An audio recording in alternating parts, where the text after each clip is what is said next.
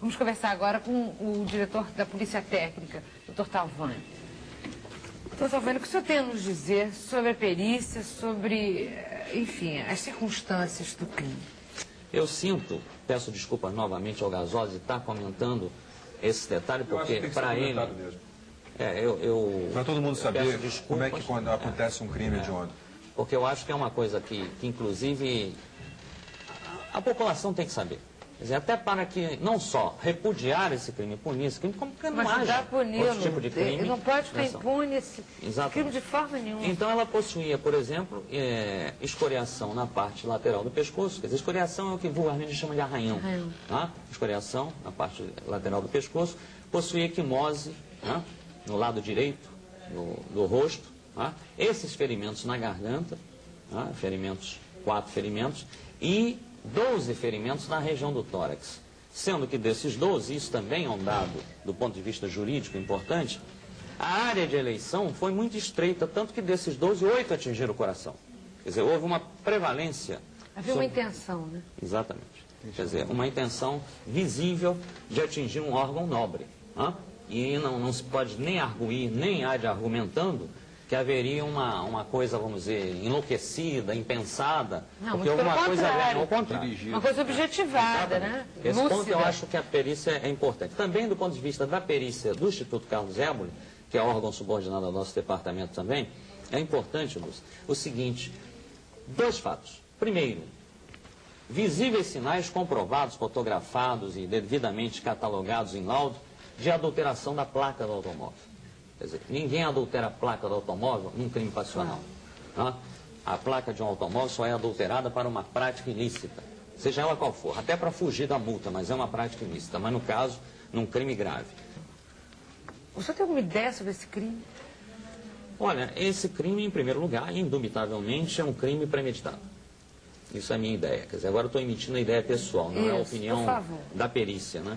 É um crime premeditado, praticado de uma forma brutal, em que houve, talvez até, a aplicação de algum golpe, de alguma ação para tornar a vítima completamente indefesa, porque essa não presença de lesões de defesa fala a favor, talvez, da vítima estar desacordada. E na sua opinião, é a sua opinião ou é certo, tecnicamente, que quando ela foi esfaqueada, ela estava inconsciente? Isso é certo ou é uma opinião? Não, eu acho, vamos dizer, numa escala de 0 a 10, 9. Ok. Tá? Que ela estaria inconsciente. Doutor Talvani... é instintivo.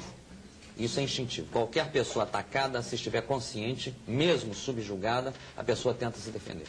Certo. Como eu disse, até casos que a gente vê no corpo da vítima, às vezes, cortes profundos que a vítima tenta até segurar lá. A possibilidade ainda dela estar com as mãos, ele podia segurá-la com as mãos e outra pessoa vir esfaqueada. Pode também, essa possibilidade. Né? Mas que ela estava totalmente indefesa, quer dizer, o que é também uma agravante. Do crime está caracterizada. E o instrumento usado foi um só ou pode ter sido mais um? Olha, as lesões do pescoço, quer dizer, da garganta, não eliminariam a possibilidade de ser um segundo instrumento. Fenda, porque a mulher se refere a uma chave de fenda. Mas eu acho muito provável, quer dizer, também numa escala de 0 a 9, muito provável que tenha sido o mesmo instrumento.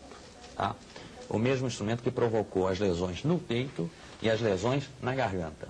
Agora, obviamente, equimoses e escoriações podem ter sido socos, podem ter sido coisas desse tipo, né? Também, um aspecto importante que eu acho, é que o instrumento usado, o instrumento da agressão, foi um instrumento pérfuro-cortante. Né? Quer dizer, é uma lâmina, me permitam explicar assim de uma forma bem, mas é porque o público entender fácil. É uma lâmina longa, com ponta e com 2 cortes. Quer dizer, classicamente na medicina legal, nós damos como exemplo de instrumento pérfuro-cortante o punhal. Quer dizer, não seria tesoura e tal, como foi dito? A tesoura me parece pouco provável. Tá? E me parece, talvez, isso aí é um raciocínio também não técnico, meramente especulativo, mas a gente não pode, como pessoa humana, deixar de raciocinar, né? Talvez fosse até uma tentativa de eleger um instrumento que fosse mais fácil de justificar estar no carro do que o outro. Como é que o senhor classificaria esse crime? Em termos de gravidade, eu acho que ele é um crime muito grave, sob todos os aspectos. Eu, de profissão, sou psiquiatra, né? Eu sou médico legista, mas sou psiquiatra de profissão. Então, habituado e trabalho há 30 anos com psiquiatria forense. Quer dizer, eu só trabalho com criminoso doente mental, né? Criminoso de manicômio. Só trabalho com isso há 30 anos. Então, eu poderia lhe dizer, em primeiro lugar, aliás, o Albino até no outro bloco falou nisso, e eu gostaria de repisar isso.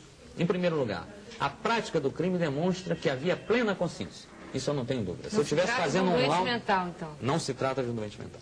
Quer dizer, eu se estivesse fazendo um laudo hoje, eu daria que ele tem plena consciência. É a falta de respeito pela vida humana. Quer dizer, ele não tem, essa pessoa, não tem a consciência que nós temos, que é necessária para que a gente viva em sociedade, a consciência do direito dos outros, do direito básico a existir, além de todos os outros direitos, né? Então, uma pessoa com esse tipo de mente, com esse tipo de formação mental, é um monstro, não é um ser humano normal. E tem que estar isolado da sociedade mesmo. É um monstro moral. Sabe o que é um monstro? É aquilo que não é como os outros. Não funciona como as outras pessoas funcionam. Parece que é gente, mas não é gente. É um monstro. A mente funciona de uma maneira completamente torta. Então, as razões, os porquês aí, esse tipo de porquê, é completamente aleatório. É porque ela era bonita, porque ela tinha o olho preto, porque ela tinha o olho azul, é porque ela se aproximou dele, porque ela foi boa com ele. Por inveja, obviamente. Sabe? Não se pode ver uma pessoa feliz quando você é muito infeliz. Esse rapaz tinha uma sombra negra na cabeça dele, não sei se tinha magia negra ou não, mas ele vivia numa escuridão, uma falta total de luz. Quer dizer, ele realmente não é destituído de qualquer sentimento de culpa.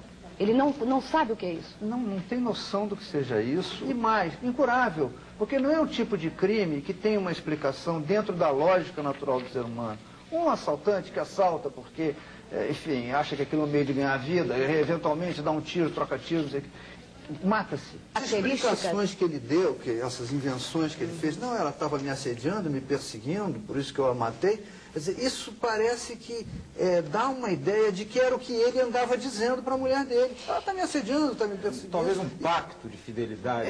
Vamos selar o nosso amor aqui com uma morte.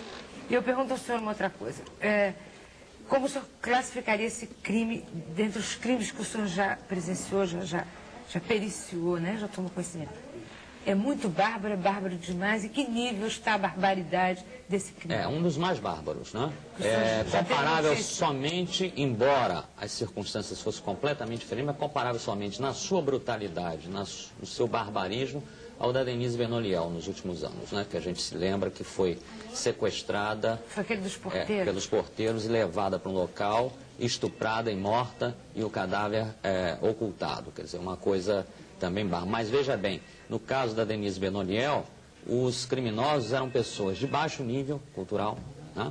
Pessoas, era um porteiro e um servente do prédio, e outra coisa, pessoas que não tinham uma convivência íntima, como no caso presente. Quer dizer, eu acho que agrava a situação sobre o outro, que eu tomei como parâmetro, apenas para esclarecer o que você perguntou, agrava a situação o fato de ser, inclusive, um fato praticado contra um companheiro de trabalho. Aquela pessoa que você diariamente troca ideias, diariamente você convive nas dificuldades, você muitas vezes até tenta ajudar. Isso eu acho que agrava, isso demonstra o que o Pi falou muito bem, a característica monstruosa, né, dessa pessoa. Quer dizer, uma pessoa que está vestida de cordeiro, mas na realidade, a qualquer momento, volta-se contra o outro. Ao contrário, até usa uma pior covardia, que é usar a própria confiança que o outro tem nele pelo fato de conviver no mesmo ambiente. Quer dizer, não é uma pessoa estranha, não é um cidadão da rua que lhe assalta e que nunca lhe viu mais gorda e que quer o seu colar e que de repente lhe fere.